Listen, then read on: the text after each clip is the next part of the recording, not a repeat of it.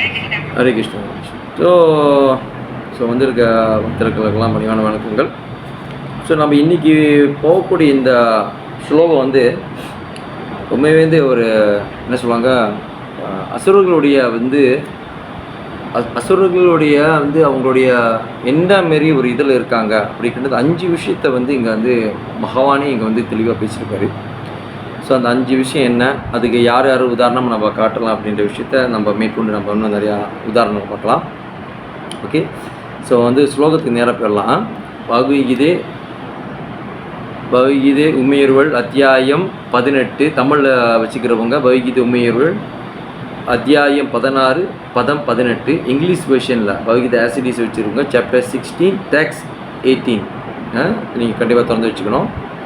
So அப்போ நம்ம படிக்கிறப்ப நம்ம மேற்கொண்டு எல்லாம் நம்ம இங்கே படிக்கிறப்ப நீங்களும் அங்கே நோட்ஸ் எதாவது எழுதி வச்சுக்கலாம்.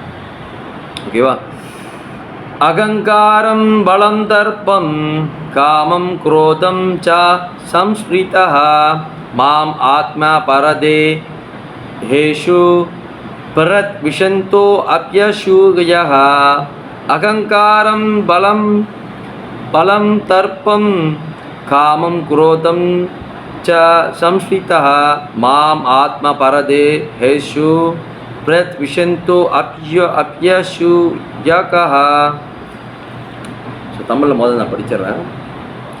அகங்காரம் தமிழில் மொழிபெயர்ப்பு அகங்காரம், பலம், தற்பெருமை, காமம் மற்றும் கோபத்தில் மயங்கி உள்ள அசுரர்கள் தங்களது சொந்த உடல்களிலும் பிறருடைய உடல்களிலும் வீற்றுள்ள பரமபுருஷ பகவானிடம் பொறாமை கொண்டு உண்மை மதத்தினை நிந்திக்கின்றனர். ஸோ யார் இங்கிலீஷில் வச்சுருக்கீங்களா? யார் இங்கிலீஷில் வச்சுருக்கா? படிங்க மதிஜி.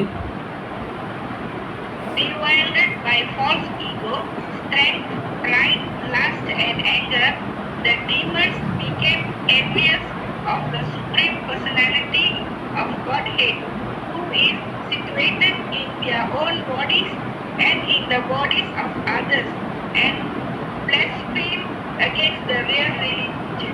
Hare Krishna. Hare Krishna. Thank you, Madi. Thank you. Hare Krishna. Damayanti Mataji, Dandava Pranam. Hare Krishna Prabhu, Dandava Pranam Prabhu. Dandava Pranam Mataji. Dia translate terjemahan dalam bahasa Indonesia, ada bahasa Malaysia படிக்க போறீங்களா? சேப்பால. Okay சரி, okay நம்ம class. Okay. So பகவான் இங்கே 5 விஷயத்தை அசுரர்களை பற்றி, அசுரர்களுடைய அந்த பொறாமை கொண்ட விஷயத்தை இங்கே சொல்கிறாங்க.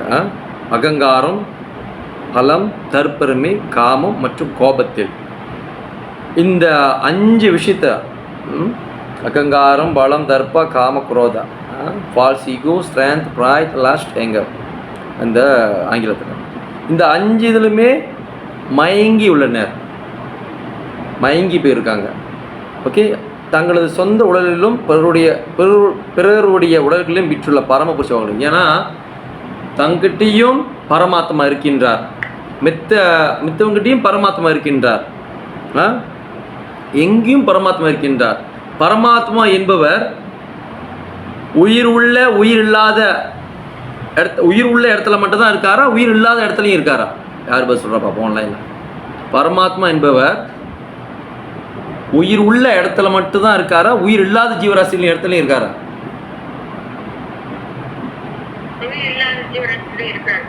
எல்லா ஜீவராசிகளும் இருக்காரு. உயிர் ஓகே, அது ஜீவராசி எல்லா இடத்துலையும் இருக்காரா?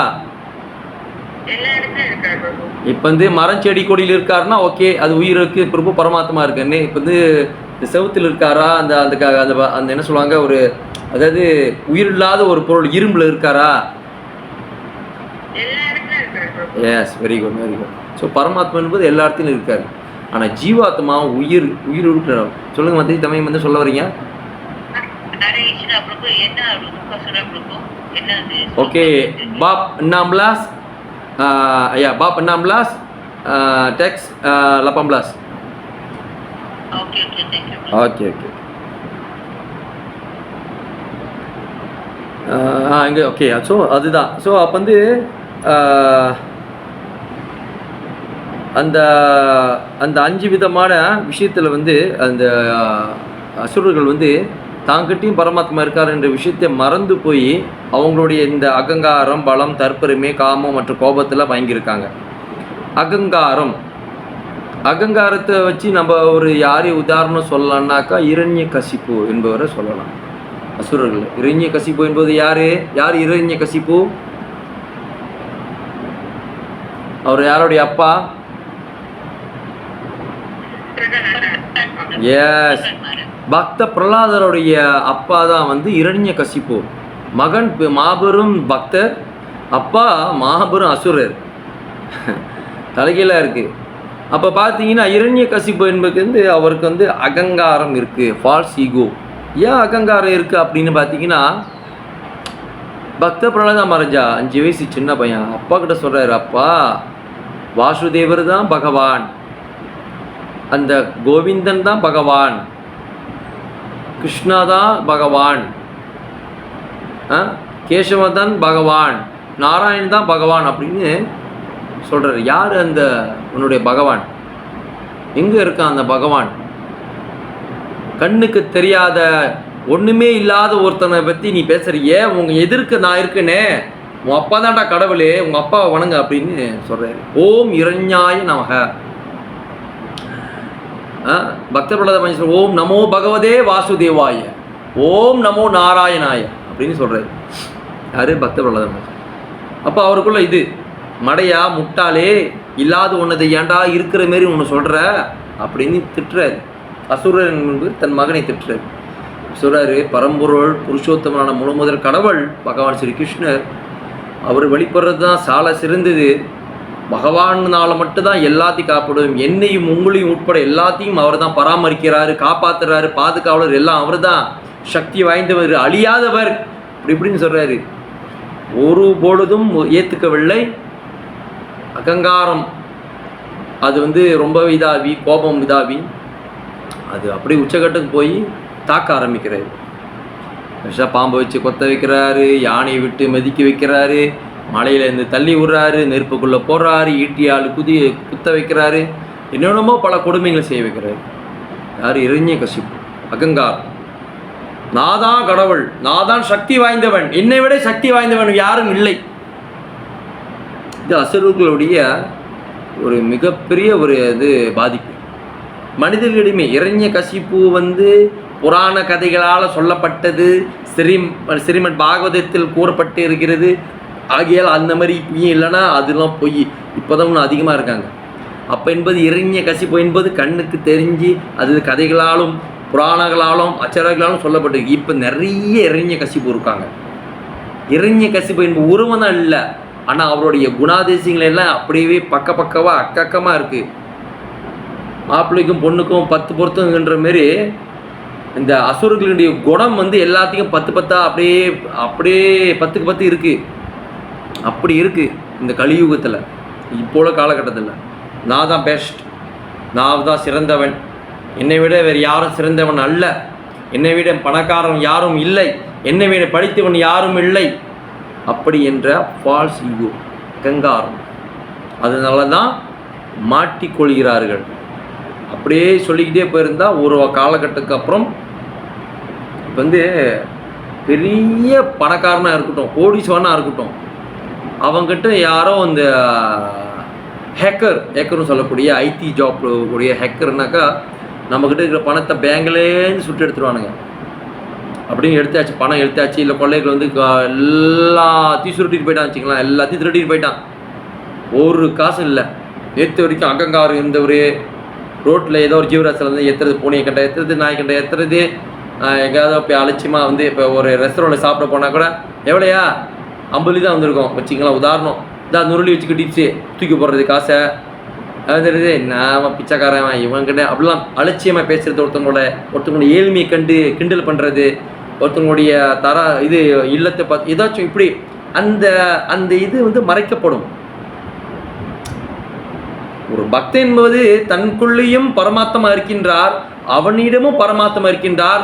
உயிர்வாசிகள் மட்டும் இல்ல, திசைகளும் பரமாத்மா இருக்கின்றார். செய்யக்கூடிய சொல்லக்கூடிய வார்த்தைகளாக இருக்கட்டும், மனதில் நினைக்கக்கூடிய வார்த்தைகளாக இருக்கட்டும், எந்த விஷயமும் பகவான் பார்த்து கொண்டு இருக்கின்றார் என்ற விஷயம் கண்காணிச்சுக்கிட்டே இருக்காரு. இப்போ ஒருத்தனை பார்த்து ஐயா இவன் அது இப்படியா இருக்கான், இவன் ஆளையும் மூஞ்சியம் பாரு, இப்படி வாயால் சொல்லி அவன் காதால் கேட்டு புண்படுத்துறது அது ஒரு விஷயம். அது நம்மளுக்கும் வழங்கின மாதிரி ஆச்சு, மற்றவனுக்கு ஆச்சு, சுற்றி இருக்கிறவங்க காட்டிச்சு. ஆனால் மனசுல இப்போல இவெல்லாம் ஏன் வரான் இங்கே ஐயா அப்படின்னு மனசுக்குள்ள நினைப்புமே. அந்த மனசுக்குள்ள நினைச்சது பகவான் கேட்டுக்கிட்டு இருக்கார். கண்ணால் பார்த்து நம்ம ஒருத்தனை குறை சொல்றதும், மனதால் ஒருத்தனை குறை சொல்றதும் பகவான் பார்த்துக்கிட்டு இருக்கிறார். இது பக்தனிடையும் வந்த சாஸ்திரம் ரீதியாகவும் ஆச்சாரங்கள் ரீதியாகவும் பகவத்கீதை பாகவதம் சைத்தன்யர்களும் பல ரீதியான வைஷ்ணவர்களுடைய கதைகள் கேட்டு பகவானிடம் பக்தர்கள் அந்த ஒரு இதில் வழிபாடில் ஈடுபடும் போதோ, அந்த சாது சங்கத்தின் மூலியமாகவோ, பக்தியில் நம்ம சேவை ஈடுபடும் போதோ இந்த உணர்வு நமக்குள்ளே இருக்குது. நாம் செய்யக்கூடிய அனைத்து செயலும் சிசிடிவி கூட ஏமாற்றிடலாங்க. நான் உங்கள்கிட்ட சேலஞ்ச் பண்ணுறேன், ஹேக்கர் வச்சு ஏமாற்றிடலாம். சிசிடிவி கூட நீங்கள் ஏமாற்றிடலாங்க. சிசிடிவியை பெரிய பெரிய அந்த ஐடி ஜோன்லாம் படித்தவனுங்க சிசிடிவியை அந்த ஹைஜெக் பண்ணி அது மறைச்சிடுவானுங்க. பகவான் சிசிடிவியை யாராலும் மறைக்க முடியுமா? யாராலையும் மறைக்க முடியாது. ஏன்னா சித்திரகுப்தனே நம்மளுடைய கணக்கை வந்து மறைக்க முடியாமல் ஒவ்வொன்றும் எழுதிக்கிட்டு இருக்காரு. சித்திரகுப்தனை படித்த இவர் மறைக்க முடியுமா? இது ஒரு லாஜிக்கை வந்து, அதாவது லாயர் சட்டத்தை படித்து நான் லாயர் ஆகிட்டேன், ஆனால் அந்த சட்டத்தை படிச்சுக்கிட்டே நான் போய் லாயர் இது பேச முடியுமா? உதாரணம் சொல்கிறேன். நான் தான் லாயர் சட்டம்லாம் படிச்சிருக்கேன், புதுசாக ஒரு லாயர் படிச்சு வந்தேன், இந்த சட்டத்தில் அப்படி இப்படி இருக்கே, இந்த சட்டத்தை மாற்றணும், நான் தான் படிச்சே கொடுத்தேன், என்கிட்டே இந்த சட்டம் வச்சு அப்படின்னு சொல்லுவாங்க. அது மாதிரி பகவானை தான் சித்திரகுப்தனே படித்தார், பகவானை தான் யமராஜரே படித்தார். அப்படி இருக்கிறப்ப இவங்கக்கிட்ட கண்ணில் தூசி அப்படியே பொம் போட்டு, அதாவது ஒரு கண்ணில் தூசியை போட்டு மண்ணில் தூவிட்டு, இல்லை ஏதாச்சும் ஒரு இது தூவிட்டு நீங்கள் ஏமாற்றிட்டாலும் பகவானை ஏமாற்ற முடியாது. பகவான் என்பது உள்ளத்திலிருந்து பார்த்துக்கிட்டு இருக்காரு. நீ என்ன நினைக்கிற, என்ன பேசுகிற, புறம் பேசுறியா, புறாம நினைக்கிறியா, எல்லாத்தையும் நீ ஏமாற்ற முடியாது. பக்கத்தில் வேணும் கூட ஏமாத்திடலாம், நீ முன்னுக்கு ஏமாற்றலாம், மேலே கீழே ஏமாற்றலாம், பரமாத்மாவை ஏமாற்ற முடியாது. அதுதான் அப்போ வந்து பகவான் எல்லா இதுலேயும் வந்து பார்த்துக்கிட்டு இருக்காரு. அவன்கிட்ட என்ன அகங்காரம் இருக்கு, பாடம் புகுத்துவார், கத்து தருவார், அந்த அகங்காரத்தை தட்டி கழிவு இது பண்ணுவார். அதாவது பக்தனுக்கு அகங்காரம் வந்தால் அவருக்கு பாடம் புகுத்துவார்.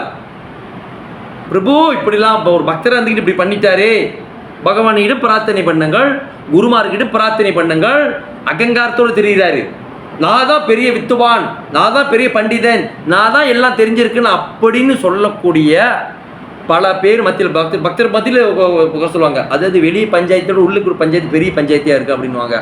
எப்படின்னா, பிரபு அவர் வாசிப்பதில், அதாவது அது இசையில் சக்கரவர்த்தியாக இசையில் பெரிய பண்டிதராக இருக்கிறார், இவரை வாசிப்பதில் காந்தர்வர்களே மாலை, அதாவது தங்கத்தில் மாலை போடுகிறார் என்றால் பாருங்களே, அப்படி என்று இருக்கின்றது அவர் குரலும், அவருடைய இசையும், அவருடைய பலவிதமான அந்த இசையோடு இருக்கின்ற பாடுகள் பார்ப்பதெல்லாம் வீட்டுக்கு போனாலும் அவர் குரல் கேட்டுக்கொண்டு இருக்குது.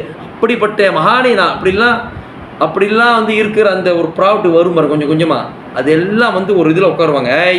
என்னை தவிர வேறு யாரும் இங்கே பாடக்கூடாது, நான் மட்டுமே பாடலாம். ஆட்டோமேட்டிக்காக அது என்ன பண்ணும், அப்போ பக்தர் சொல்லுவாங்க, பாருங்கள் பிரபு ஒரு பண்ணுறானே, அவர்கிட்ட போயிட்டு நீங்கள் இதெல்லாம் பண்ண, பகவான்கிட்ட பிரார்த்தனை வைங்க, குருமார்கள் பிரார்த்தனை வைங்க, பகவான் அதுக்கேற்ற அவருக்கு ஒரு பாடம் புகுத்தி தருவார். இப்போ உதாரணம் பார்த்தீங்கன்னா, மகாபாரதத்திலே பார்த்தீங்கன்னா துரியோதன கதை ரொம்ப பேருக்கு தெரிஞ்ச கதை தான், இருந்தாலும் நம்ம இப்படி பேசுகிறப்ப நம்மளுக்கு ஞாபகம் வரும். அந்த பஞ்ச பாண்டவர்கள் 2 பேரும் தோத்துட்டாங்க, 2 தரப்பினரும் குடும்பத்திலும் தோத்துட்டாங்க, பஞ்ச பாண்டவர்களும் கௌரவர்களும் இதில் வந்து சண்டை போட்டு. அப்போ வந்து என்னாச்சு, பங்குபெரி அந்த வனவாசம் போயிட்டு வந்த பேருக்கு வந்து அவங்க கேட்குறாங்க பஞ்ச பாண்டவர்களும், இந்த மாதிரி எங்களுக்கு வந்து நாங்கள் ஊரு கூட, நாடு கூட, ஊரு கூட, கிராமம் கூட, 5 வீடு கூட குண்டு ஊசியும் கிடைக்காதுன்னு சொல்லிட்டு. யார் சொன்னா அந்த மாதிரி குண்டு ஊசியும் கிடைக்காது அப்படின்னு யார் சொன்னா? துரியோதனன். Very good. அப்பப்போ இந்த மாதிரி நீங்கள் கேட்பேன் சொல்லணும், துரியோதனன் சொல்லிட்டு குண்டு ஊசியும் கிடைக்காது. அப்போ வந்து அந்த டீல் பேசுகிறதுக்கு மொத கிருஷ்ணர் வருவார். வர்றப்ப துரியோதனன் சொல்லுவார், கிருஷ்ண பரமாத்மா வர்றாரு, எவனும் ஏஞ்சிக்கூடாது, எவனும் மரியாதை செலுத்தக்கூடாது. அப்போ வந்து பகவான் என்ன பண்ணாரு, எல்லாரும் ஏஞ்சிட்டாங்க. துரியோதனை பேச்சுக்கிட்டு எல்லாரும் எவனாவது ஏஞ்சிங்க இருக்கு அவங்களுக்கு அப்படின்னு பயமுறுத்திட்டாரு. ஐயோ மந்திரி, தாங்கள் சொல்வதை நாங்கள் உள்ளதபடியே பின்பற்றுகிறோம் குரு அரசரே அப்படின்னு சொல்லியாச்சு. ஆனால் கிருஷ்ணர் என்ட்ரி கொடுத்துட்டோன்னே எல்லாரும் ஏஞ்சிட்டாங்க. வாருங்கள், வருக என்று வர வைக்கிறோம். துரியோதனன் கடுப்பாயிருச்சு. என் பேச்சு கேட்க அவமானப்படுத்தி விட்டார்கள். ஆனால் துரியோதனன் அப்படியே நெஞ்சு நிறுத்திட்டு உட்காந்துக்கிட்டு இருக்காரு. கிருஷ்ணருக்கு தெரிஞ்சிருச்சு தான் சொன்னேன், கிருஷ்ணர் பரமாத்மா இருக்காரு. துரியோதனன் சற்று என் மீது இதாக இருக்கின்றானே, இவனுக்கு ஏதாவது செய்யணும் என்றது சிரித்து கொண்டே கட்ட வரல அமுத்துறாரு. அங்கே போய்ட்டு டபார்னு இழுத்தாரா, இல்லை போய் மந்திரி நீ போய் அவனை பிடிச்சி இழுத்து விடுன்னு சொன்னாரா, கட்ட வரல அமுத்துனாரு. குடு குடு குடு குடுன்னு உருண்டிட்டு வந்து அந்த சிம்மாசனத்துலேருந்து உருண்டி வந்து கால் விழுறாரு. அப்போ கிருஷ்ணன் ஒரு வார்த்தை சொல்ல, அடடடா துரியோதனா, எம்மால் இம்புட்டு பாசமா அவனுக்கு, ஏன் உருண்டி கொண்டு வந்து கால் விடுற, பல எஞ்சிரு. சுற்றி இருக்க சபையெல்லாம் சிரிச்சிட்டாங்க. எப்படிப்பட்ட ஒரு இதாக இருப்பான். அதாவது பகவான் தான் தெரியும் அந்த அந்த செஞ்ச விஷயம் எப்படின்னு. கட்டவல் அமுத்தி உருண்டு. ஆனால் என்ன நினச்சாங்க, நம்மளை ஏஞ்சிக்க வேணாம் சொல்லிட்டு இவன் உருண்டு போய் பரமாத்த கிருஷ்ண பரமாத்த காலில் போய் விழுவுறானே, இவன் எப்படிப்பட்டவனா இருப்பான் அப்படின்னு எல்லாம் புறம் வச்சுட்டாங்க. அதாவது ஒரே கல்ல ரெண்டு மாங்காய். அகங்காரத்தையும் உடைக்க வைத்தார், அந்த உலக சபையையும் சொல்ல வச்சிட்டாரு. இதுதான் பகவானுக்கும் சாதாரண நபர்களுக்கும் ஜீவாத்மாவுக்கும் உள்ள வித்தியாசம். பகவான் என்பவர், அவரிடம் யார் எதுவுமே செய்ய முடியாது. இன்னைக்கு அதாவது இன்னைக்கு தேதியில் இந்த இதில் இப்படி நடக்கணும், இவன் இதில் முடிஞ்சிருச்சு, கதை முடிஞ்சிருச்சு. இன்றைக்குமே பார்த்து பார்த்தீங்கன்னா இந்த போயிட்டு ஜோசியம் பார்ப்பாங்க, அப்புறம் வந்து இந்த ஓலைச்சுவடிலாம் பார்ப்பாங்க. பார்த்துருக்கீங்களா? சவுத் இந்தியாவில் ரொம்ப ஃபேமஸ்ஸு ஓலைச்சுவடி என்பது. எங்கே பார்ப்பாங்கன்னா, அதை மறந்துட்டேன் இருங்க, ஒரு சிவன் கோயில் இருக்கும், அந்த கோயில் பேர் வைத்தீஸ்வரன் கோயிலில் வந்து இன்ன வரைக்கும் ஓலைச்சுவடியில் போய் பார்த்துக்கிட்டு இருக்காங்க. கை நாடு போய் வச்சிங்கன்னா அது கிடச்சிருன்னு இருக்கும். சில பேர் போய் சொல்கிறவங்க இருக்காங்க, சில பேர் நியாயமாக அந்த தொழிலுக்கு ஏற்ற மாதிரி குருநாத் சொன்னதுக்கு சொல்கிறவங்க இருக்காங்க. அப்போ அதில் படிப்பாங்க, இன்னாருக்கு என்பது நீ 50 வயசில் செத்து போயிருவியா அப்படின்னு சொல்லிடுவாங்க. உதாரணம், அவன் கேட்காத வரைக்கும் அவன் நல்லா தான் இருந்திருப்பான். கேட்டுட்டோன்னே 50 செத்து போயிடுவேன், இபி காசு என்னாச்சு, அஜய் இந்த இதாச்சு, என் பொண்ணாடி பிள்ளைங்களாம் என்ன ஆயிரும், அஜய் எல்லாம் காசு எடுத்துருவானுங்களே அப்படியே கூறிச்சு. அதுவும் இந்த மாதிரி ஆச்சு, தெரியாத வரைக்கும் அப்படி தான். அது இருந்தாலும் பிரபு அவர் வந்து படுத்த பிறகு மரணடிப்பில் போய்விட்டார். சற்று முன்பது மணல் அரி இடித்து விட்டு அவர் வந்து அங்கேயே மரணம் அடைத்து விட்டார். இப்படிலாம் இது அது வேற. ஆனால் தெரிஞ்சிருச்சா, நல்ல விஷயமா இருந்தால் ஆஹா ஓஹோ அப்படின்னு சிரிக்கிறது. இந்த மாதிரி விஷயம் ஆஹா போயிடுவனும் அப்படிங்கிறது. ஆனால் இதெல்லாம் வந்து ஒரு பிறப்பில் என்பது இத்தனை ஆண்டு வாழ்வான், இந்த நோயால் அவன் இறப்பான் என்பது அது ஒரு இறப்புக்கு ஒரு காரணம் வேணும், அவ்வளோதான். தவிர இந்த இறப்புல தான் போகணுன்னு அது வந்து அந்த இருக்கு. ஆனால் பகவான் என்பவர் அது மாற்றக்கூடிய ஒரு சக்தி அவருக்கு இருக்கு. அதாவது பகவானிகிட்ட பிரார்த்தனை வச்சா, இன்னைக்கு தேதியில் வந்து பார்த்தீங்கன்னா நம்ம ஒரு வாயுக்கடம் வந்து கலியுகத்தில் 60, 70, 80 போகுதுன்னா, ஒரு 20 வயசில் ஒரு பையன் போகிறான் வச்சுக்கலாம். ஏதோ ஒரு சம்பவம், ஒரு சூழ்நிலை ஏற்பட்டு சுச்சுவேஷனில் ஏற்ற மாதிரி ஒரு ஏதோ கார் விபத்தோ இல்லை வந்து ஏதாச்சும் ஒரு இயற்கை ஏதோ அந்த வெள்ளத்திலையோ ஏதாச்சும் போகிறான். அப்படி ஆக போகுதுன்னா அந்த விதியை, அந்த ஒரு அவனுக்குள்ள அந்த இதை பகவானால் நொடியில் மாற்ற முடியும். பகவானின் தஞ்சம் அடைந்தவர்கள், சரணாகதி அடைந்தவர்கள் எல்லாருமே எத்தனையோ இதில் அது அந்த அப்படியே அந்த தடையுமே இல்லாமல் ஆக்கிடுவார். இது பகவானுக்கும் நம்மளுக்குள்ள வித்தியாசம். ஓகே, ஸோ பலம், இந்த பலம் பார்த்தீங்கன்னா தாங்கிட்ட தான் இந்த மாதிரி ஒரு இது இருக்குது, ஸ்ட்ரென்த் இருக்குது அப்படின்னு ஒரு எண்ணங்கள் அவங்களுக்குள்ள அது இது வந்துக்கிட்டே இருக்கும். அதாவது வந்து பார்த்தீங்கன்னா ராவணன் வந்து அவர் வந்து பார்த்தீங்கன்னா தாங்கிட்ட அந்த 10 தலை வச்சுக்கிட்டு அந்த ஒரு இதே ஒரு இது எல்லாத்தையும் மிரட்டுவார். என்கிட்ட யார் இதை பகைச்சிக்காதீங்க, என்கிட்ட பகைச்சிக்கிட்டிங்கன்னா நான் உங்களை யாரையும் சும்மா விட மாட்டேன். இது அந்த ஊரே அவரும் அவங்க தம்பி கும்பகர்ணனும் உலகத்தில் எல்லாத்தையும் மிரட்டிக்கிட்டு இருப்பாங்க. அந்த இதிலே கும்பகர்ணனாக இருக்கட்டும், ஏதாவதுன்னா கும்பகர்ணன் எழுப்பு, தட்டி எழுப்பு, தூங்கிட்டே இருப்பார். ஏதோ ஒரு பிரச்சனைனா தம்பி எழுப்பி தம்பி வச்சு எல்லாத்தையும் முடிச்சு விட்ருவார். இல்லை இவரே எல்லாத்தையும் விஷயம் இது பண்ணிப்பா, அந்த பலம் எனக்கு இருக்குது, யாரும் என்கிட்ட யார் பகைச்சாலும் முடிச்சிருவார். அந்த ராவணன் அந்த ஒரு இது தர்ப்பம், பெருமை கொண்டு வருது. அதாவது அசுரர்கள் வந்து சில பார்த்தீங்கன்னா தன்னிடம் எல்லா விதமான விஷயங்கள் இருக்குது, அதை வந்து நான் இதுலேருந்து நான் வந்து வெளியாக மாட்டேன். அசுரர்கள் வந்து இன்னைக்கு மத்தியிலும் இருக்காங்க. நிறைய பேர் வந்து பெருமை, அதாவது வந்து வெள்ளைக்காரன் பார்த்தீங்கன்னா ஒயிட்டர்ஸ் பார்த்தீங்கன்னா தன்னுடைய பெருமை பற்றி நீங்கள் பேசி அவனை இது பண்ணிட்டீங்கன்னா அப்படியே இதாகிடுவான் வெள்ளைக்காரன். அவனுக்கு வந்து பெருமை, தன்னை பற்றி பெருமையை பேசணும். உலகம் முழுவதும் நம்மளுடைய மொழி, உலகம் முழுவதும் நம்மளுடைய ஆராய்ச்சி, ரிசர்ச், இது எல்லாமே என்னுடைய ப்ராட், அது வந்து பேசணும். இன்ன வரைக்கும் பார்த்தீங்கன்னா அவனுக்கு வந்து ஒரு சந்தோஷம், அவனுக்கு ஒரு இது எனக்கு கால்ஸ் பண்ணாங்க. ஆமாம், என்னுடைய உலகம் முழுவதும் global language speak everyone, அவனுக்கு அது பேசும்போது அவனுக்கு சந்தோஷமாக இருக்கும். Yes you alright say you research very good, yes everyone follow right now. இப்படிலாம் பேசின்னு வச்சிங்களா, உன்னோட ரிசர்ச், உன்னுடைய ஆராய்ச்சி படி இந்த உலகம் முழுவதும் ஃபாலோ பண்ணுது, உன்னோட மொழி பேசி எல்லாரும் சந்தோஷப்படுறாங்க, நீ நல்ல ஒரு சிறந்த விழுங்குற. யூகேவாக இருக்கட்டும், இங்கிலீஷ் பேசுகிற கண்ட்ரிலாம் நல்லா படுற, யூகேவாக இருக்கட்டும், யூஎஸ்ஆ இருக்கட்டும், ஆஸ்திரேலியாவும் நியூசிலாக இருக்கட்டும், நல்லா ஒரு இன்னும் பலமாக இருக்குது. இப்படிலாம் பேசிட்டோம் வச்சிங்களா, ஆஹா ஓஹோன்னு. ஸோ இப்போ பெருமையை வச்சு பேசுகிறதுல வந்து அசுரர்கள் இன்னும் அதிகமாக இருப்பாங்க. ஸோ அந்த மாதிரி அது வந்து தர்பான்வாங்க. காமா, இந்த காமாவுக்கு வந்து ராவணனையும் திரும்பி சொல்லலாம். ஏன் ராவணனை திரும்பி சொல்கிறேன்னா, மந்தோரி என்ற அழகான ஒரு மனைவி இருந்தும், ராவனுடைய மனைவி பேர் என்ன? மந்தோரி.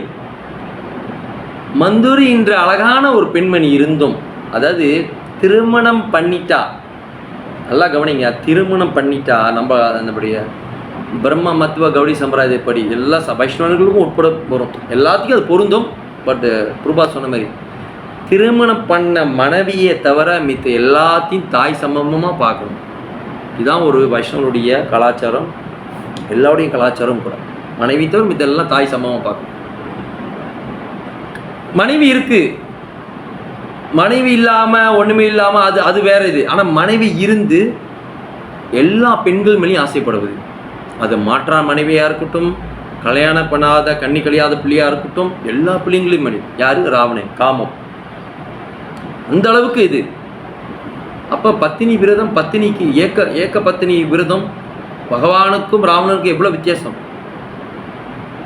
அதாவது பகவான் ராமச்சந்திரமூர்த்தி மரியாதை புருஷோத்தமா பல பெண்கள் அந்த தருணத்தில் வந்து கேட்டாலும், சூப்பனாங்கி ராவணன் தங்கச்சி சூப்பனாங்கி எனக்கு கல்யாணம் பண்ணிக்கோ ராமா, கல்யாணம் பண்ணிக்கணும்னு முடியாது, நான் ஏக்க பத்தினி விரதத்தில் இருக்கேன், ஒருத்திக்கின்ற விரதத்தில் இருக்கேன், எப்படி ஏற்றுக்க முடியும்? முடியாது.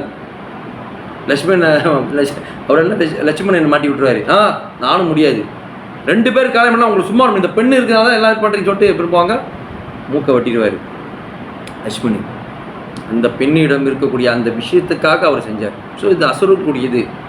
தன்னை ஒருத்தன், அதாவது மாற்றான கல்யாணம் பண்ணியாச்சு, இன்னும் நீ கல்யாணம் பண்ணு சொல்கிற, அது அசுர குணம்.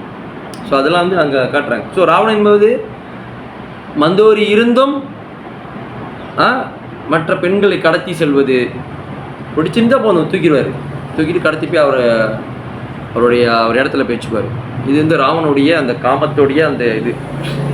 தனக்குள்ளும் பரமாத்மா இருக்கின்றார், அந்த கடத்தக்கூடிய பெண்ணிடம் பரமாத்மா இருக்கின்றார். 2 தரப்பினிலிருந்து பகவான் பார்த்து கொண்டு இருக்கிறார். செய்யக்கூடிய தவறு அது பிரார்த்தனை வைக்கும் போது பகவானே வந்து அதை தீர்த்து வைக்கிறார். ரொம்ப அழுகுமீறி ராவனுடைய செயலில் ரொம்ப போனதால ராவனுடைய அட்டுழியம் அதிகமாகிட்டோன்னே சதுர்யுகத்தில் சத்திய யுகம், 2வது தோப்பர யுகம் வரும், 3வது தான் திரேத்த யுகம், அப்புறம் தான் கலியுகம். அப்போ என்ன ஆச்சு? தோப்பர யுகம் 3வதுக்கு போச்சு, திரேத்தா யுகம் 2வதுக்கு போயிடுச்சு. கவனிச்சிருக்கீங்களா? சத்யா துவானா 2 துவாபரா, கிருஷ்ணர் 2வதாக வர வேண்டியது, ஆனால் ராவனுடைய அட்டூழியம் தாங்க முடியாமல் திரேத்தா ரெண்டாவது வந்துருச்சு. சத்திய திரேத்தா துவாபர கலி. ஸோ ராமர் வந்து ராவனுக்கு தக்க தண்டனை கொடுத்து அந்த பக்தர்களை காப்பாற்றினார். ராவனுடைய அந்த இது அந்த இது ரொம்ப இது. அப்புறம் குரோதா, கோபங்கள், தேவையற்ற கோபங்கள். இந்த கோபத்தினால வரக்கூடிய அந்த விஷயங்கள் எல்லாமே அந்த இது இது எல்லாமே பார்த்தீங்கன்னா அசுர குணத்தினுடைய இது. அகங்காரம், பலம், பெருமைகள், காம, அப்புறம் குரோதா. இந்த 5 தேவையில்லாத கோபம், பகவானிடம் கோபம். எதற்கு பகவான் மேலே கோபப்படுறது? ஏன் பகவான் மேலே நம்ம கோபப்படணும்? எதுக்கு கோபப்படணும்? காரணங்க இருக்குது. ஹனுமான் கோபப்பட்டார். எஸ், கோபம் என்பது இருந்துச்சு பகவான். ஆனால் அந்த கோபத்தை பகவான் சேவையில் ஈடுபடுத்தினார். ஹனுமானுக்கு வந்து சட்டுன்னு கோபம் வராது. அவர் மாபெரும் சிவபெருமானுடைய அம்சம். சாட்சாத் வைஷ்ணவனாம் யதா சம்பு சங்கர், அதாவது சிவபெருமான் பகவான் சேவையில் ஈடுபடுவதற்காக ஹனுமான் என்ற அம்சத்தை ஹனுமான் என்ற அம்சம், அதாவது புரியுன்னா அவதாரம் வந்து பகவான் தான் சொல்லணும், பட் அம்சம் புரியாதவங்களுக்காக சொல்கிறேன். ஸோ சிவபெருமானே ஹனுமானாக வந்தார். ஸோ ஹனுமான் அந்த வந்து பார்த்தீங்கன்னா அந்த கேரக்டர் பார்த்தீங்கன்னா பகவான் சேவையில் அந்த கோபத்தை காட்டி அந்த கோபப்பட்டு அந்த லங்காவை எரிச்சார். பகவான் சேவைக்காக, சொந்த இதுக்காக இல்லை. ஸோ ஆனால் அசுரர்கள் வந்து கோபப்படுறது எதுனா, பகவான் என்னை விட சக்தி வாய்ந்தவராக இருக்கார், என்னை விட புகழ் வாய்ந்தவராக இருக்கிறேன், நான் ஏன் அவரை விட நான் இது பண்ணணும், நான் ஏன் தலை வணங்கணும், தேவையில்லை, நான் ஃபாலோ பண்ண மாட்டேன், சாஸ்திரம் பின்பற்ற மாட்டேன், நான் மனப்போன போல நான் வாழ்வேன். இதனால தான் அசுரர்கள் வந்து இன்ன வரைக்கும் திண்டாடி கொண்டு இருக்கிறார்கள்.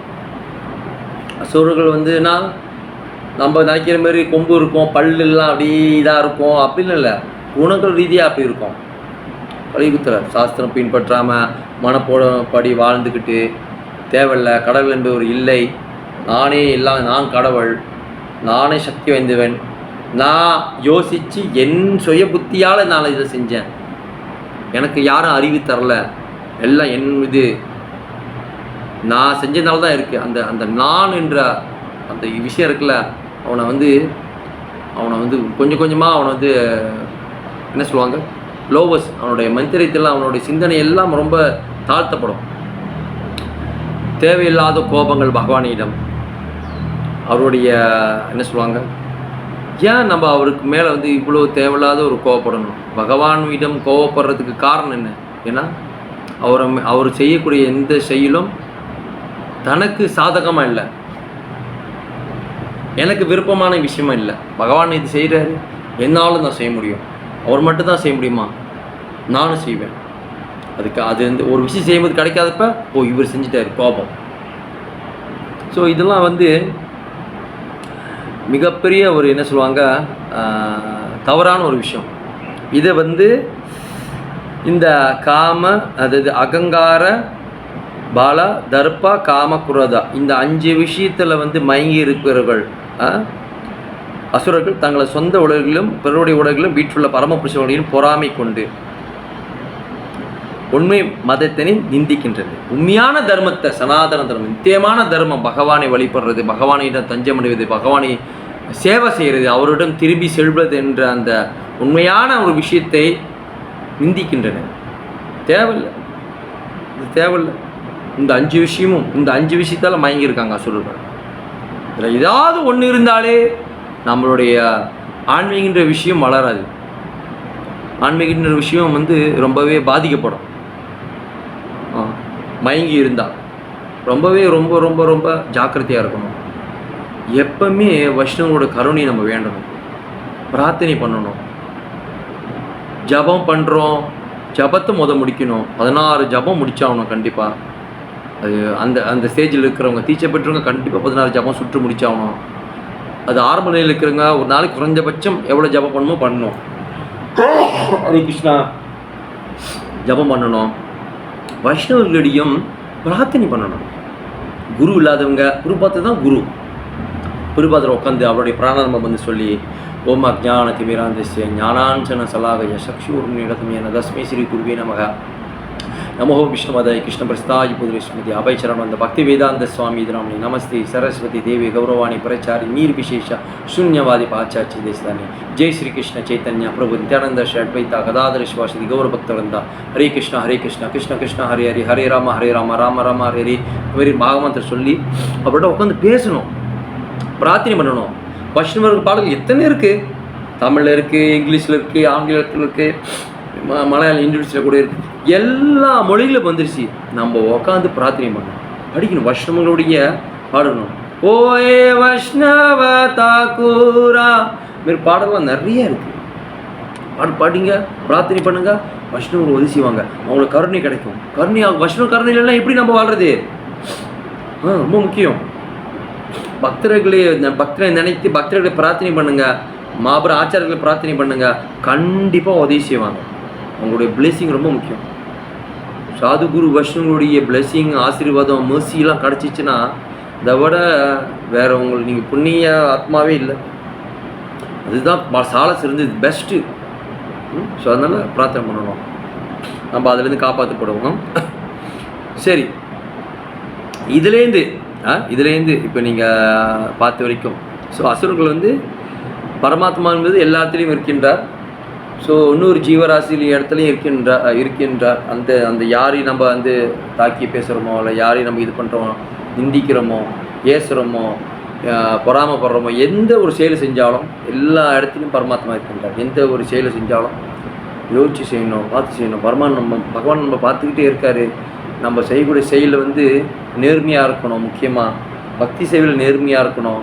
அன்றாட செய்யக்கூடிய சாதன பக்தியை நம்ம சிறப்பாக செஞ்சிடணும், சிறப்பாக செஞ்சிடணும்.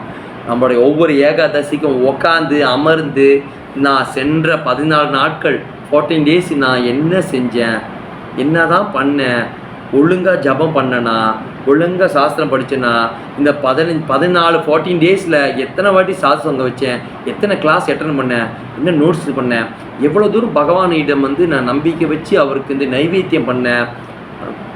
இதுமாரி நம்மளோட டெய்லி ஆக்டிவிட்டி ஏகாதசிக்கு உட்காந்து, ஏன்னா ஏகாதசி அன்றைக்கி தான் ரொம்ப போயிருக்காது, உள்ளுக்கு வயிற்றுக்குள்ள ரொம்ப போயிருக்காது. அப்படியே அந்த அதாவது நீங்கள் பாருங்கள், ஒரே சிந்தனை செய்யணும் அப்படின்னு சொல்லுவோம். பகவானை நீங்கள் வந்து சிந்தனை செய்யுங்க அப்படின்னா ஏகாதசி அன்னைக்கு நீங்கள் கண்டுபிடிக்கலாம் பகவான் எப்படி சிந்தனை பண்ணுறது. ஏகாதசி இன்னைக்கு போய் கேளுங்க, பக்தர்களை கேளுங்க, பிரபு எனக்கு லட்டு குலாப் ஜாமுன் சாப்பிடணும் போல இருக்குது பிரபு, கொஞ்சம் வெஸ்டர்னாக சாப்பிட்றதுனால பீஸா ஹட் பர்கர் இதெல்லாம் சாப்பிட்ணும் ஆசை இருக்குது. ஏன் மித்த நாள் ஆசை வரலையா? இன்னும் இன்றைக்கி தான் விரதம், அதனால் பயங்கரமாக காட்டு முரண்டித்தனமாக எனக்கு கண்ணில் அப்படியே தெரியுது பிரபு, கனவுலாம் வருது பிரபு ஏகாதசி அன்னிக்கா. இதே தான் பகவான் இது இப்போ ஆச்சாரியருக்கு சொல்கிறாங்க, பகவானை நினைங்கின்னு. பகவானை நினைங்கினா வராது. ஏகாதசி அன்னைக்கு சாப்பாடு நினைவு தான் வரும், பிரசாத நினைவு தான் வரும். அந்த நினைவு தான் பகவான் மேலே வைக்க சொல்கிறோம், ஆனால் வராது. ஏன்னா அது இன்னும் உணரலை நம்ம. ஸோ வந்து பகவானை மேலே வந்து பிரார்த்தனை வைக்கிறது, பகவானை நாமத்தை சொல்கிறது, அந்த ஏகாதசி அன்னைக்கு உட்காந்து நிதானமாக நம்ம அந்த போட்டோம்னா, ஒரு கணக்கு மாரி போட்டோம்னா, ஒரு லிஸ்ட்டு போட்டோம்னா நம்மளுடைய சாதனத்தை நம்மளே தேர்வு பண்ணலாம். நீங்கள் மெத்தனும் கேட்குதில்ல, பிரபு நான் நல்லா சேவை செய்கிறேன்னா, நான் நல்லா ஜபம் பண்ணுறேன்னா, நான் நல்லா படிக்கிறேன்னா, நான் அடிக்கடி கிளாஸ் வரேன்னா, நீ நல்லா பாருங்கள், எனக்கு உடம்புல தேய்ச்சி தெரியுதா, என் தலையில் தேய்ச்சி தெரியுதா, வெளிச்சம் வருதா, அப்படிலாம் நீங்கள் கேட்க தேவையில்ல. உங்களை நீங்களே கேட்டுங்க. நீங்கள் மோதி கேட்டுங்க, நல்லா நான் செப்பா செஞ்சேன்னா, நான் பொறுப்பாத புக்கு படித்தேன்னா, நான் வந்து ஜாயின் கிளாஸ் ஜாப் பண்ணேன்னா, என்னோடய பக்தி லெவலில் எப்படி இருக்குது? விஷயம் ஸ்ரதா, நம்பிக்கைன்றது அந்த அடிப்படையில் இருக்கா? பகவான் நம்பிக்கையோடு இருக்கணா? எந்த அளவுக்கு அந்த நம்பிக்கை வச்சுருக்கேன்? அந்த நம்பிக்கை பொய் நம்பிக்கை இல்லாமல், அந்த ஒரு ஒரு ஏமாற்ற நம்பிக்கை இல்லாமல், பகவான் மேலே எவ்வளோ திறமை எனக்கு அந்த நம்பிக்கை இருக்குது, எவ்வளோ தூரம் நம்புகிறேன், எப்படி நான் சின்சியராக நேர்மையாக பகவானுக்கு நான் சேவை செய்கிறேன், நேர்மையாக ஜபம் செய்கிறேன், ஒரு விஷயத்தை பகவானுக்காக செய்யக்கூடிய அனைத்து விஷயங்களும் அதாவது பகிரங்கமாக சக்தி, அதாவது என்னது அந்த திடமாக உறுதியாக செய்கிறேன். இதெல்லாம் கவனிக்கணும். இதெல்லாம் நம்ம கவனிச்சோம், நம்மளே நம்ம பரீட்சையை வச்சு எக்ஸாம் வச்சுக்கிட்டோமா, நம்ம வந்து ஆன்மீகத்தில் முன்னேற்றக்கான பல விஷயங்கள் நம்மளுக்கு வந்து திறக்கப்படும். வாசல் திறக்கப்படும், பாதைகள் அமைக்கப்படும். அந்த பாதையில் மேலே ரெட் கலர் காப்பீட் போட்டு நடக்க வேண்டிதான். ஆன்மீக பக்திக்காக சொல்கிறேன். நீங்கள் பாட்டு ஊரில் போயிட்டு குரூப்பை சொல்லிட்டு ரெட் கலர் காப்பீட், ஆமாம் என்ன ரெட் காப்பீட் போடாமல் எப்படி வருது? சேவை ரெட் காப்பீட் போட்டு மல்லிப்பூ போடு, ரோஜாப்பூ போடு. கேமரா ரோஜாப்பூ இல்லை, மைசூர் ரோஜா வந்து அவனு நல்லா இருக்கும், அப்படியே வீசுப்பா, அப்படியே மெரிச்சு வரணும் தானே. அப்படிலாம் கேட்டுறாதீங்க. பக்திக்கு அந்த மாதிரிலாம் இருக்கக்கூடாது. ஸோ ரொம்ப முக்கியம், பகவானிடம் அந்த விஷயத்தை கவனிக்க வேண்டும். அப்போ தான் நம்மளுடைய ஒவ்வொரு விஷயமும் வந்து மாற்றம் அடையும். மாற்றத்தை நம்ம தான் உருவாக்கணும். மாற்றம் தானாக வராது நினைக்கக்கூடாது. ஜபம் பண்ணலையா, ஒழுங்காக ஜபம் பண்ணலையா, இப்போ நம்ம தான் அது கரெக்டாக கொண்டு வரணும். சாது சங்கம் வச்சுக்க முடியாது. நம்ம அந்த விஷயத்தை, அந்த சூழ்நிலை நம்ம உருவாக்கணும். சூழ்நிலைக்காக நம்ம வெயிட் பண்ணக்கூடாது. அவருக்கு போல எல்லாம் அமைஞ்சிருச்சு, அது நம்ம உட்காந்துருப்போம், நம்ம அமைய அந்த மாதிரினா காலங்கள் ஓடிக்கொண்டு இருக்கும். அவர்கள் வேலைகள் பார்த்து கொண்டு போயிருப்பாங்க. அப்போ நம்ம அப்படியே பின் தங்கிட்டு இருப்போம். பிரபு நீங்கள் எங்கே இருக்கீங்க பிரபு? நான் இந்த நிலைமையில் இருக்கின்றேன், இந்த இதில். அப்போ நான் பின் தங்கிட்டேன்னா கடவுள் பகவான் எம்எல்ல கருணையே இல்லை. பகவான் நம்மளுடைய முயற்சி பார்ப்பார். அதான் சொல்லலாம், யசோதாம்மா தமோதர மாதம் லீலையை சொல்கிறேன், அப்போ தான் உங்களுக்கு புரியும். கயிறு எடுத்து கட்டுறாங்க, இன்னும் 2 இன்ச்சு அது பத்தலை. ஒன்று கருணை, இன்னொன்று வந்து முயற்சி. நம்ம முயற்சி பார்க்குறாரு. கட்டுறாங்க கட்ட முடியல, கட்டுறாங்க சோர்ந்து போகிறதுக்கு கட்டுறாங்க. கருணை கொடுத்தாரு, முயற்சியை இதை வச்சு கருணை முடிஞ்சு கட்டிட்டாங்க. அப்படின்னா நம்மளுடைய முயற்சி எந்த அளவுக்கு இருக்குது. மாயே நம்ம டிஸ்டர்ப் பண்ணோம், பகவானிடம் போகக்கூடாது. போய்கிட்டே இருப்போம். நல்லா ஏதாவது ஒரு சூழ்நிலையில் வந்து நம்மளை வந்து தடுக்கும், அட்டகாசம் பண்ணோம்.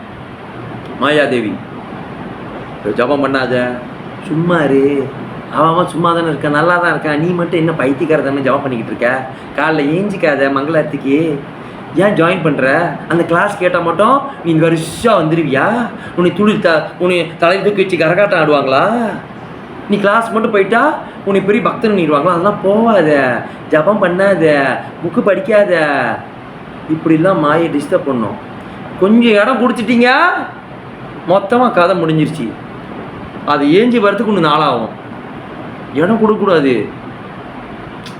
வந்து ஒருத்தவங்க முன்னெல்லாம் வந்துட்டிங்கன்னா நம்ம பஸ்ஸில் போகிறதா இருந்தால் இப்போ தமிழ்நாட்டில் பார்த்தீங்கன்னா இன்னும் வரைக்கும் அந்த நிலைமை இருக்குது.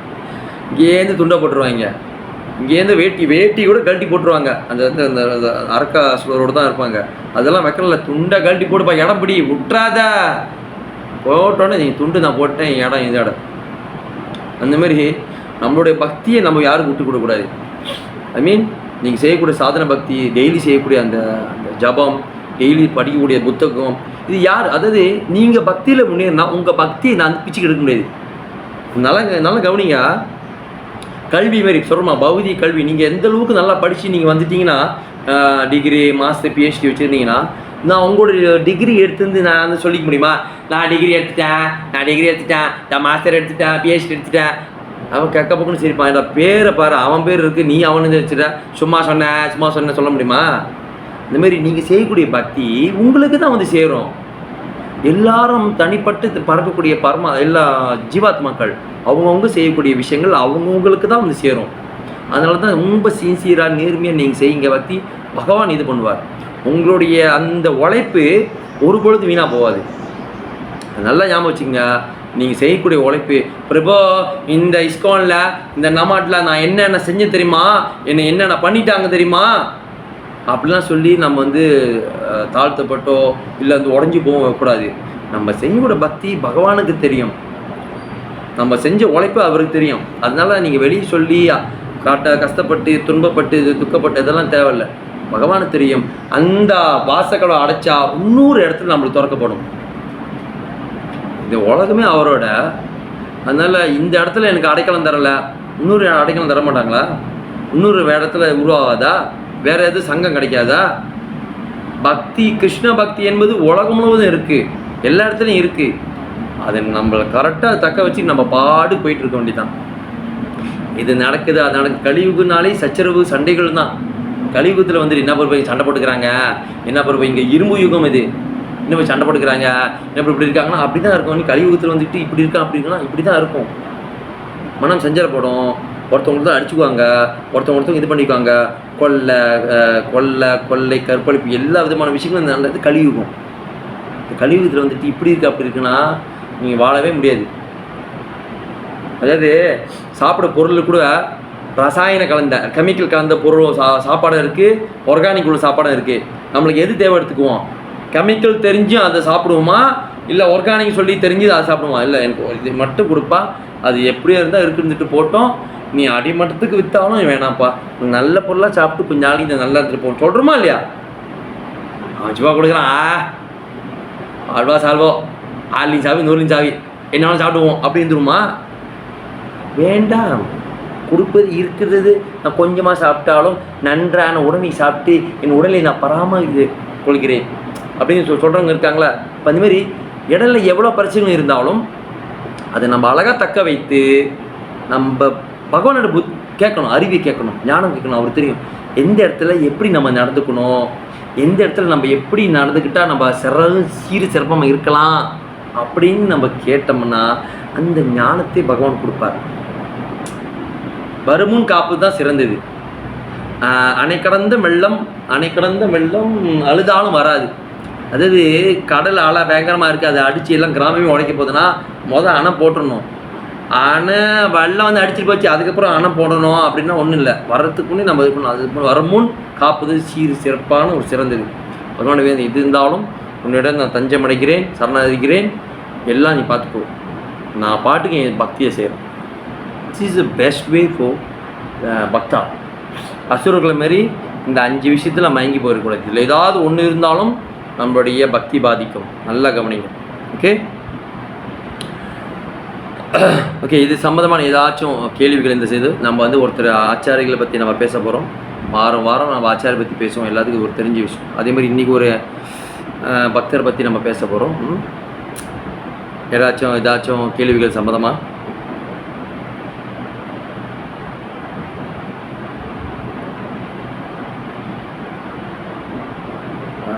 என்ன சொன்னாங்க? ஹரி கிருஷ்ணா சிவயா என்ன சொன்னீங்க மாதாஜி? டைப்பிங்கில் வந்தீங்களா? என்ன சொன்னீங்க உங்கள் பேர்? தேவி மாதாஜி. ஓகே தேவி மாதாஜி, ஏதாவது கேள்விகள் இருக்கா? ஓகே தமயந்தி மாதாஜி.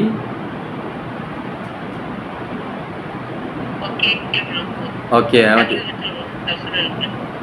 யா ஓகே சரி அடுத்து வந்து ஒரு பக்தரை பற்றி நான் பேச போகிறேன். ஸோ அது இன்னொன்று என்னென்னா, இந்த செய்யக்கூடிய அசுரர்கள் இந்த செய்யக்கூடிய செயல்கள் பிரபாதாக சொல்லியிருப்பார். இந்த செய்யக்கூடிய செயல்கள் இந்த சுலோகத்துக்கு ஏற்ற மாதிரி சொல்கிறேன். அடுத்து வாழ்க்கையை வந்து நம்மளை ரெடிப்படுத்திக்கிட்டு இருக்கு. நம்ம இப்போ செய்யக்கூடிய செய்கள் அது பக்தர் இல்லாத பக்தியில் நம்ம வந்துட்டால் அது வேறு, குரு எடுத்துகிட்டு அது வேறு.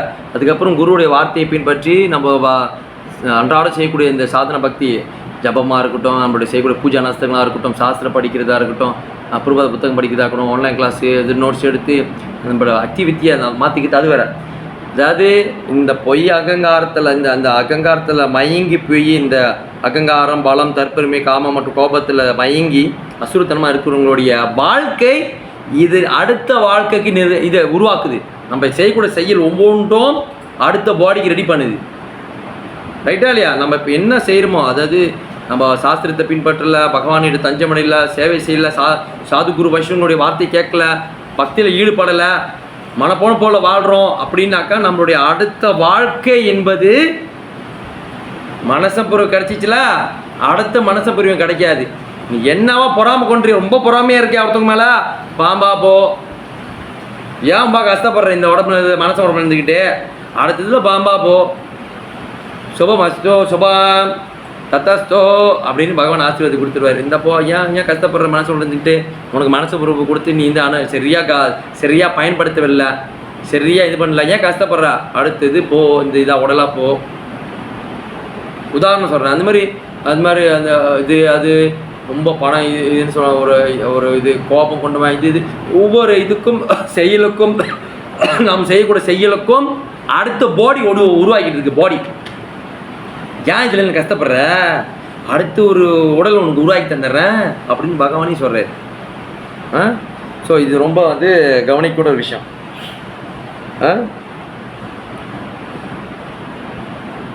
அதாவது அசுரர்கள் என்பது பிறருடைய உடலுக்கு மட்டும் இம்சை தரல, தன்னுடைய உடம்புக்கும் இம்சை தரான். இந்த இம்சை தந்து தன்னுடைய உடலுக்கு வந்து அவன் இம்சையை கொடுக்கறது மட்டும் இல்லாமல் அடுத்த என்ன ஆக போகிறான்றது விஷயமே அறியாமல் அழிகிறான். அழிஞ்சு அழிஞ்சு மீண்டும் மீண்டும் பிறப்பு இறப்பில் மாற்றி கொடுக்குறான். ஓகேவா?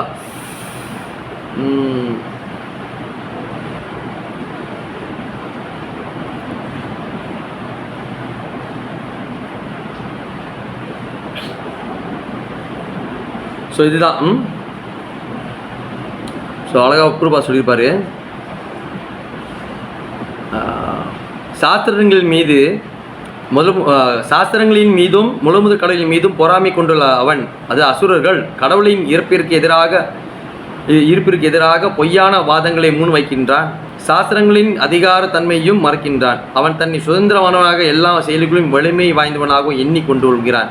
பலம், பதவி அல்லது செல்வத்தின் தனக்கு சமமானவர் எவரும் இல்லை என்பதில் தான் எப்படி வேண்டுமானால் செயல்படலாம் என்று தன்னை யாரும் தடுக்க முடியாது என்றும் அவன் நினைக்கின்றான். அவனது புலையின்ப செயல்களின் முன்னேற்றத்தை தடுத்து நிறுத்தக்கூடிய எதிரி யாரேனும் அவனுக்கு இருந்தால் தனது பதவியின் மூலம் அவனை வீழ்த்தி விட திட்டங்கள் தீட்டுகிறான். குருபாதை கொடுத்த ஒரு விஷயம். ஸோ இதுமாதிரி அசுரர்கள் நிறைய விஷயத்தில் வந்து அவங்க வந்து தன்னை வந்து இப்படி செய்கிறாங்க. ஆனால் அதோட விளைவுகள் வந்து அடுத்தடுத்து அவனுடைய வாழ்க்கை இதை வந்து ரொம்ப மாற்றம் அடையுது.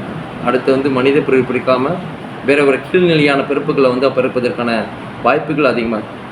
ஸோ ஓகே, இந்த விஷயங்களை இன்றைக்கி பகவத்கீதை உண்மையர்வள் அத்தியாயம் 16, 18 இதை பார்த்துட்டோம். ஸோ இன்றைக்கி அது ஒட்டி பார்க்கக்கூடிய விஷயங்கள் என்னன்னாக்கா, முக்கியமான ஒரு பக்தரை பற்றி நம்ம பேச போகிறோம். அவருடைய மறைந்த தினம் வந்துச்சு, டிஸ்அப்பரன்ஸ் டே. ஸ்ரீவாசா பண்டிட் ஸ்ரீவாச பண்டிதருடைய மறைந்த தினம், அபிருவ திதி. ஓகே, இந்த மாதம் தான் வந்துச்சு. ஐ திங்க் 8ஆம் தேதியா, 8ஆம் தேதி தான் நினைக்கிறேன். ஓகே, ஸோ யார் இந்த ஸ்ரீவாச பண்டிட்? சொல்லுங்க, பக்தர் பற்றி சொல்லுங்கள். யார் இவர்? Who is Srivasa Pandit? யார் சொல்கிறாங்க பார்ப்போம். யார் செப்பாக்கா? ஸ்ரீவாச பண்டிட். Who is Srivasa Pandit? யார் இந்த ஸ்ரீவாச பண்டிட்? சத்தமே இல்லை, கிளாஸ்ல தான் இருக்கீங்க எல்லாரும். ஹரே கிருஷ்ணா, எல்லாரும் இருக்கின்றீர்களா? சொல்லுங்க.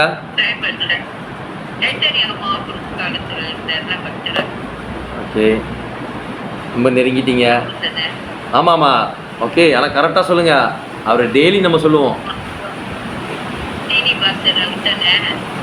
அதான், ஆஹா, இதை தான் நான் எதிர்பார்த்தேன். ஹரிபோல். தமயந்தி மாதாஜி அவர்களுக்கு ஹரிபோல், மனமார்ந்த பாராட்டுகள் மாதாஜி. இதை தான் கேட்டேன். ஓகே, ஸ்ரீவாச பண்டிட் யாருன்னா பஞ்ச தத்துவர்கள் அவர் ஒருவர். ஸ்ரீ ஜெய் ஸ்ரீ கிருஷ்ண சைத்தன்யா பிரபு நித்யானந்த ஸ்ரீ அத்வைதா கதாதர ஸ்ரீவாசதி கௌர பக்தர் தான். ஸோ ஸ்ரீவாச பண்டிட் என்பவர் யாருடைய அம்சம்? யாருடைய இன்கர்னேஷன்? கரெக்டாக சொன்னாங்க. தமிழ் வந்து அருமொழி அறிபோல் தமிழ் பஞ்சதத்துவத்தில் இருப்பார் அப்படின்னாங்களா, கரெக்டாக அற்புதமாக முடிச்சிட்டாங்க. ஓகே, யார் ஆனால் அவரோட அம்சம் என்ன? யாருடைய அம்சம் அவர்? ஸ்ரீவாச பண்டிட். பஞ்ச தத்துவங்களில் அவர் முக்கியமான ஒரு நபர் ஸ்ரீவாச பண்டிட். ஓகே, கரெக்டாக பஞ்ச தத்துவா டெய்லி மகாமந்திரம் சொல்கிறதுக்கு முன்னே சொல்லக்கூடிய பஞ்ச தத்துவ மந்திரத்திலே அவர் இருப்பார். அதான் பஞ்ச தத்துவத்தில். ஓகே, யார் இந்த ஸ்ரீவாச பண்டிட்?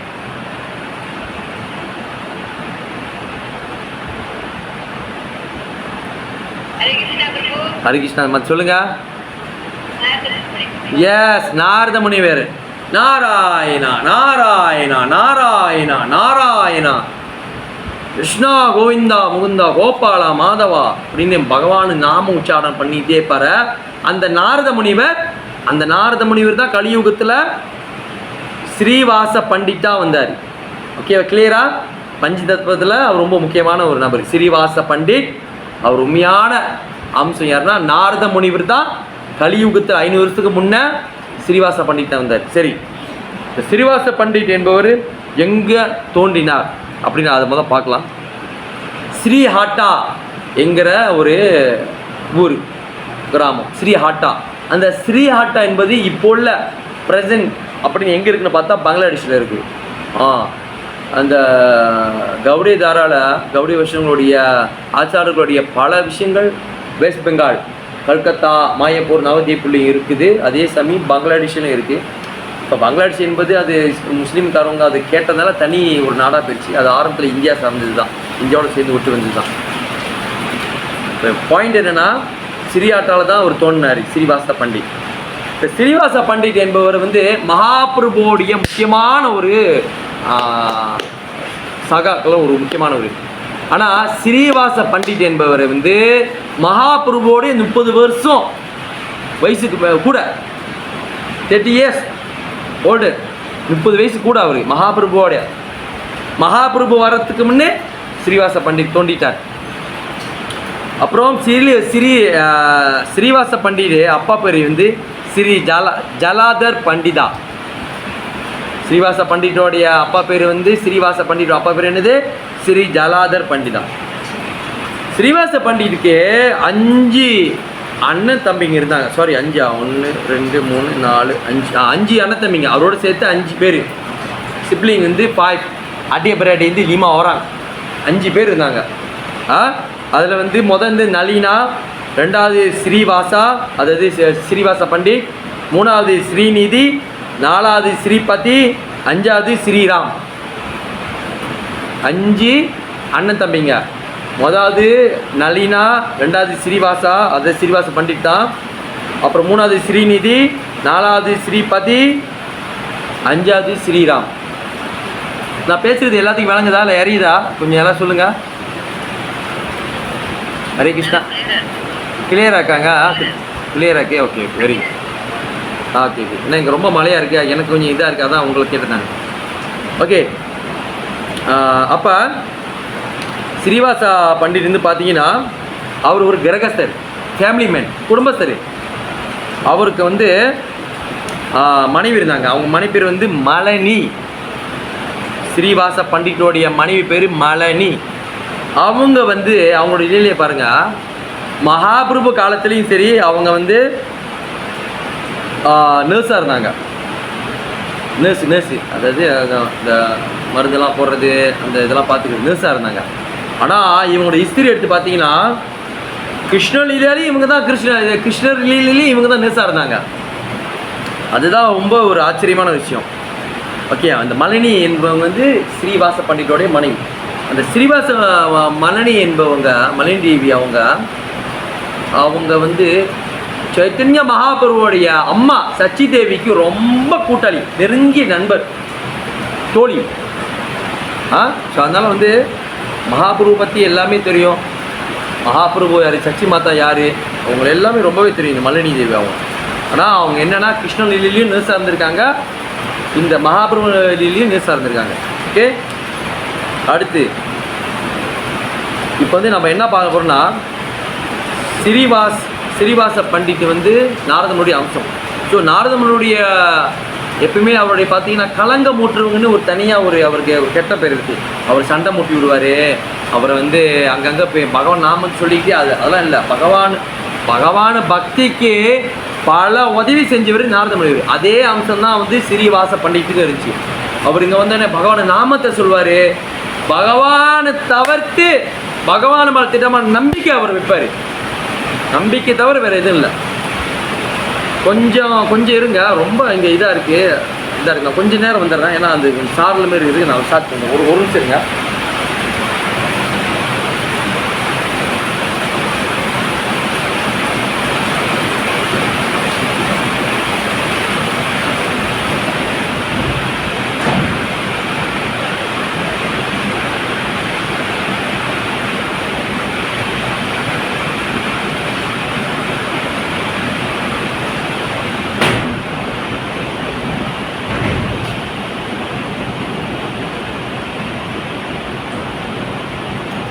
ஹரே கிருஷ்ணா. மன்னிக்கிறோம், அந்த மழை ரொம்ப இதாக இருக்குது. ஓகே. ஸ்ரீவாச பண்டிட் வந்து அவருடைய இது வந்து பார்த்தீங்கன்னா ஒரு சம்பவம், ஒரு 3 விதமான அவருடைய பாஸ்டைம்ஸ் நான் பேச போகிறேன். அதில் விஷயம் என்னென்னா, பகவான் மேலே திடமான நம்பிக்கை, எந்த விஷயங்கள் வந்தாலும் கலங்கம் அடைவதில்லை. அவருடைய பகவான் மேல் நம்பிக்கை, அவருடைய இது அதில் சம்பவம் சூழ்நிலையை அது அந்த லீலை இது அவருடைய பாஸ்ட் டைம்ஸ் என்னன்னா, வந்து அவருடைய மகன் தவறிவார், மகன் இறந்துடுவார், மறைஞ்சிடுவார். யாருடைய மகன் ஸ்ரீவாசம் பண்ணி. அப்போ வந்து மகாபிரபு வந்து அவர் வீட்டுக்கு வருவார். அவருடைய ஸ்ரீவாசோடைய பண்டிட்டோடைய அந்த இடத்துக்கு வந்து ஸ்ரீவாச அங்கம்னு பேர் வச்சுருப்பாங்க. அங்கம் இப்போ கூட போனீங்கன்னா அங்கே இருக்குது. ஸ்ரீவாச பண்டிட்டோடைய அவருடைய சமாதி கூட 64 சமாதின்னு ஒன்று இருக்கும். அதில் ஒன்று அவரோட சமாதி அங்கே இருக்கும். யார் வந்து மாயப்பூருக்கு போயிருக்கீங்க? மாயப்பூர் தான் நவதி போயிருக்கீங்க. இங்கே யாரை போயிருக்கீங்களா? இல்லை. மாதாஜி நீங்கள் போயிருந்தால் அந்த 64 சமாதியில் அவரோட சமாதி பார்த்துருக்கீங்களா? ஸ்ரீவாச பண்டிட் சமாதி பார்த்துருக்கீங்களா மாதாஜி? ஹரிபோ ஹரி கிருஷ்ணா ஹரிபோ, சந்தோஷம். ஸோ தமயந்தி மாதாஜி உங்களே வந்து அவங்களுக்கு நல்ல ஒரு கருணை இருந்திருக்க வைஷ்ணவங்களுடைய 64 சமாதி இருக்கும். அதில் வந்து ஸ்ரீவாச சமாதி அங்கே இருக்கும். ஸோ மாதாஜிக்கு வந்து வாய்ப்பு இருந்திருக்கு. மாயப்பூர் ஒவ்வொரு பக்தருக்கும் முடிஞ்சால் அந்த மாயப்பூர் போகிற வாய்ப்பு கிடச்சா கண்டிப்பாக போயிட்டு வாங்க. அதுக்கு வந்து தமயந்தி மாதாஜிக்கு ரொம்பவே சந்தோஷம். ரொம்ப நன்றி மாதாஜி. ஸோ அதுலேருந்து பார்த்தீங்கன்னா அது அவரோட சமாதி அங்கே இருக்குது, 64 சமாதி. ஸோ அது மாதிரி இந்த இதில் அவரோட அந்த பாஸ்ட் டைம்ஸில் பார்த்தீங்கன்னா இது வந்து பார்த்தீங்கன்னா மகாபிரபு வந்து அவர் வீட்டுக்கு வருவார். அவர் வீட்டுக்கு வந்துட்டோடனே அந்த கட்டத்தில் பார்த்தீங்கன்னா அவர் மகன் தவறிடுவார். இப்போ எல்லாம் ஓடும் அழுவாங்க. மகன் இறந்துட்டா எல்லாம் சந்தோஷப்படுவாங்களா?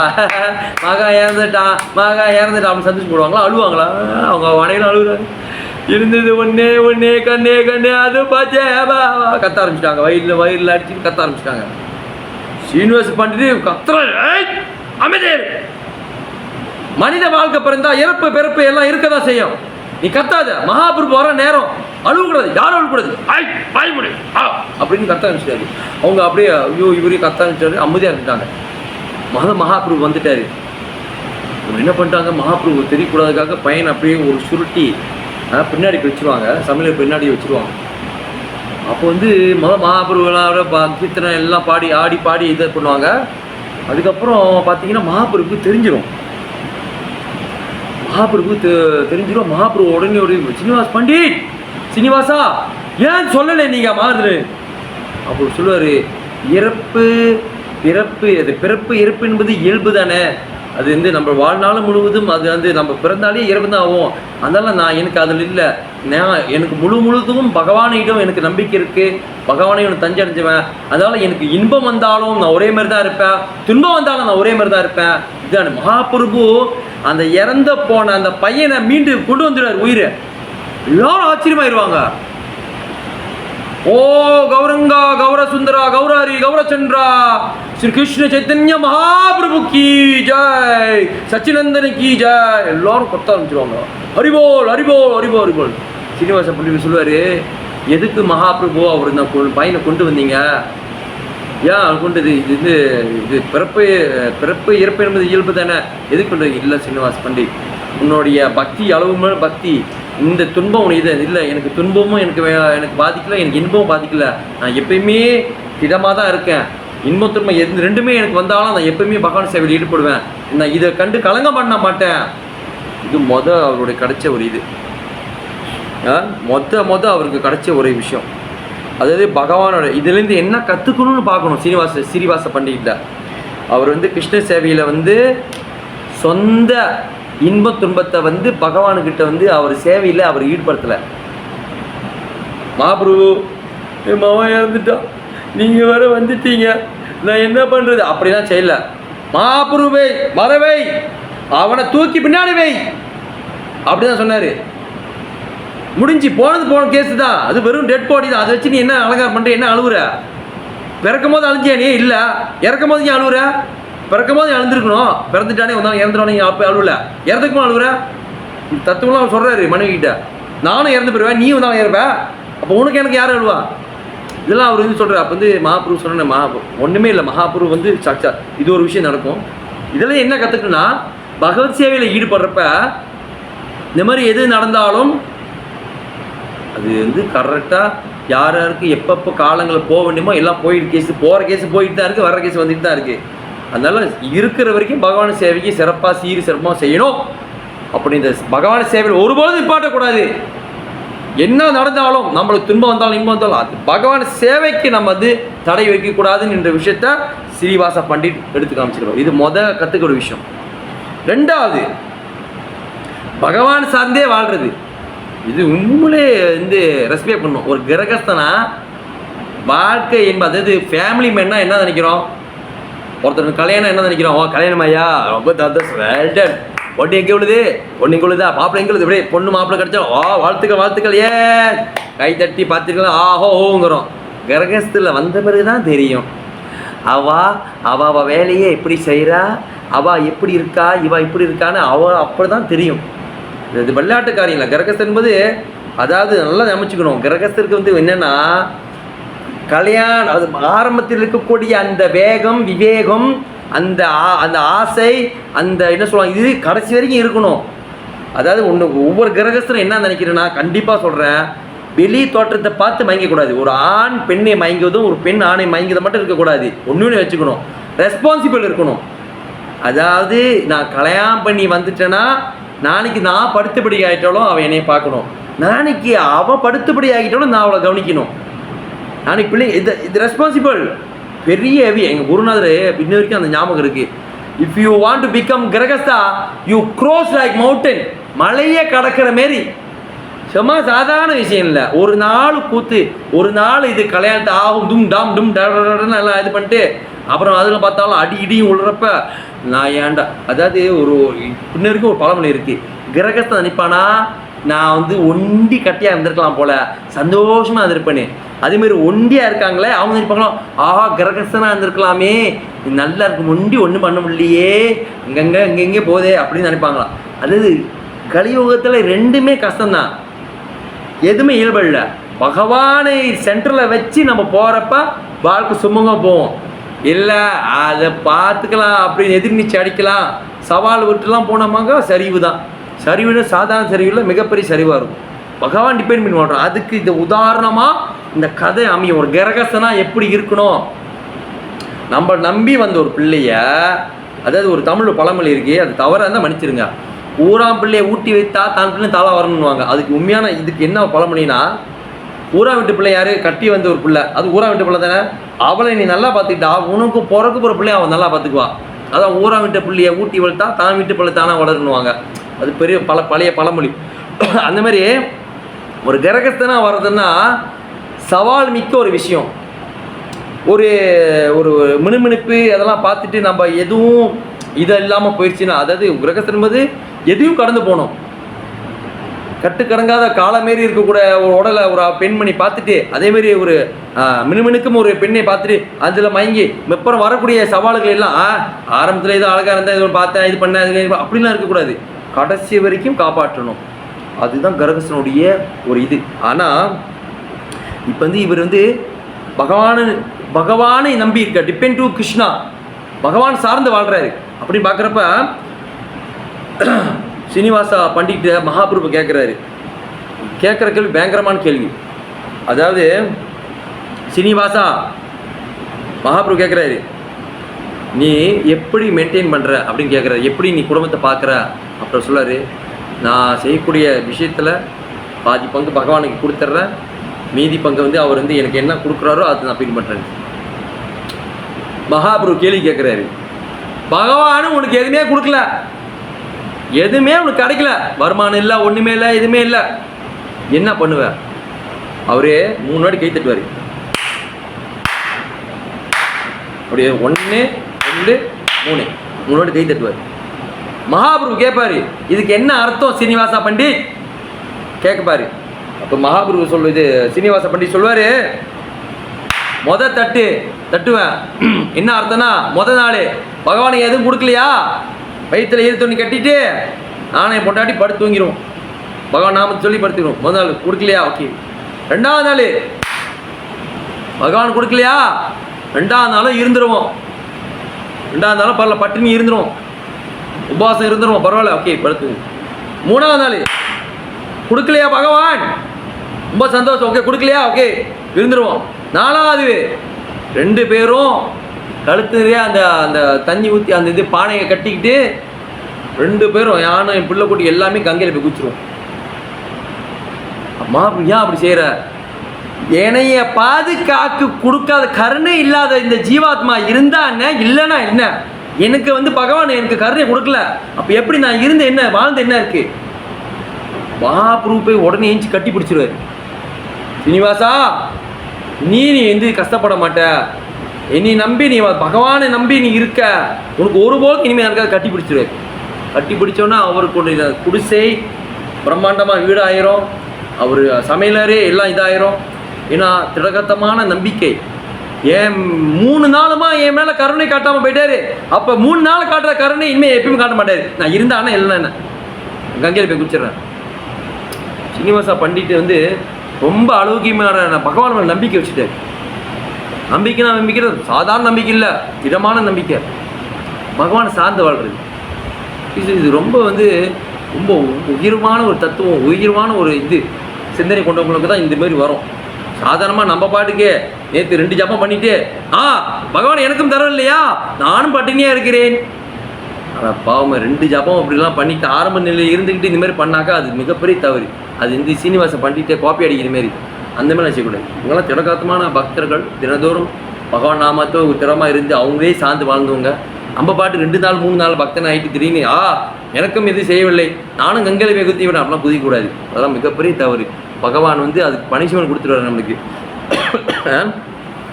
ஒரு விஷயத்தை நம்ம கற்றுக்கணுன்னா அவங்ககிட்ட என்ன நம்ம வந்து லெசன் பண்ணி கற்றுக்கணும், அதை மட்டும் நம்ம கற்றுக்கணும், தவிர அவங்களே அப்படி காப்பி அடிக்கக்கூடாது.